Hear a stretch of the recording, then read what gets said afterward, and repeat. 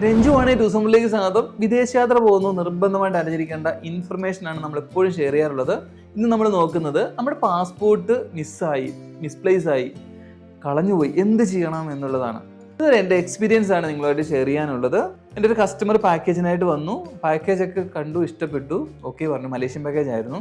അപ്പോൾ ആൾ പറഞ്ഞു എൻ്റെ ഈ പാസ്പോർട്ട് ഇല്ല, പാസ്പോർട്ട് എടുത്തിട്ട് വിളിക്കാമെന്ന് പറഞ്ഞു. കുറച്ച് ദിവസം കഴിഞ്ഞ് ഞാൻ ആളെ കോൺടാക്ട് ചെയ്തപ്പോഴാണ് പറഞ്ഞത് പാസ്പോർട്ട് ഓഫീസിൽ പോയിട്ട് ഫൈനൊക്കെ വന്നിട്ടിരിക്കുകയാണെന്ന്.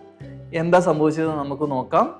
ഞാൻ എപ്പോഴും നിങ്ങളോട് ഇത് പറയാറുണ്ട്, നമ്മുടെ ഡോക്യുമെൻ്റ് ഒക്കെ സ്കാൻ ചെയ്തിട്ട് നമ്മുടെ മെയിലിൽ അറ്റാച്ച് ചെയ്തിടുക എന്നുള്ളത്.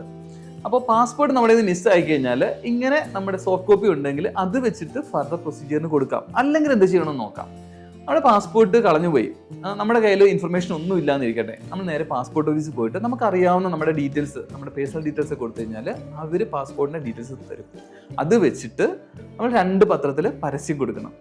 ഈ പരസ്യവുമായിട്ട്, അതായത് പത്രത്തിൽ കളഞ്ഞുപോയെന്ന് പറഞ്ഞുള്ള ഡീറ്റെയിൽസ് വെച്ചിട്ട് പരസ്യം കൊടുത്തിട്ട് ഈ പത്രത്തിൻ്റെ കട്ടിങ്സ് വെച്ചിട്ട് പോലീസ് സ്റ്റേഷനിൽ പോയിട്ട് ലോസ്റ്റ് പാസ്പോർട്ടിന് വേണ്ടിയിട്ട് ഉള്ള റിപ്പോർട്ടിന് വേണ്ടിയിട്ട് നമ്മൾ ആപ്ലിക്കേഷൻ കൊടുക്കണം. അത് ഒന്നുകിൽ പോലീസ് സ്റ്റേഷനിൽ ഡയറക്റ്റ് പോകാം, അല്ല എങ്കിൽ അവരുടെ തുണ എന്ന വെബ്സൈറ്റ് വഴിയോ പൊൽ ആപ്പ് എന്ന് പറഞ്ഞ മൊബൈൽ ആപ്പ് വഴിയോ നമുക്ക് ചെയ്യാവുന്നതാണ്. അപ്പം അങ്ങനെ കൊടുത്തു കഴിഞ്ഞാൽ പോലീസ് റിപ്പോർട്ട് കിട്ടും.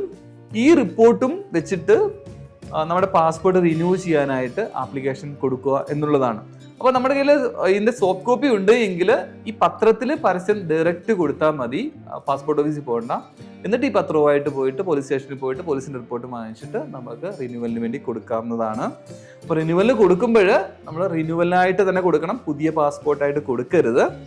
ഇപ്പോൾ വാലിഡിറ്റി ഉള്ള പാസ്പോർട്ട് ആണ് എങ്കിൽ ഒരു 1500 രൂപ എക്സ്ട്രാ ഫൈൻ കൊടുക്കണം. ഈ പാസ്പോർട്ട് എന്ന് പറഞ്ഞാൽ ഗവൺമെൻറ് ഓഫ് ഇന്ത്യയുടെ പ്രോപ്പർട്ടിയാണ്, നമ്മുടെ പ്രോപ്പർട്ടി അല്ല, നമ്മൾ പൈസ കൊടുത്ത് വാങ്ങിച്ചാലും.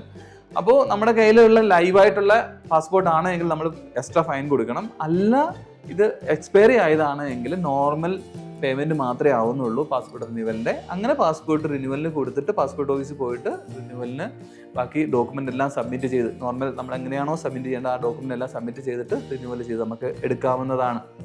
അല്ല എങ്കിൽ ഈ ഫൈൻ കൂടെ കൊടുത്തിട്ട് നമുക്ക് റിന്യൂവൽ ചെയ്തിട്ട് പുതിയ പാസ്പോർട്ട് നമുക്ക് കിട്ടും. അല്ല നിങ്ങൾക്ക് തൽക്കാലം എടുക്കണമെങ്കിൽ വീണ്ടും ഒരു 2000 കൊടുത്തിട്ട് തൽക്കാലം, അതായത് ഇമ്മീഡിയറ്റ് നാളെ തന്നെ നമുക്ക് പാസ്പോർട്ട് കിട്ടുകയും ചെയ്യും.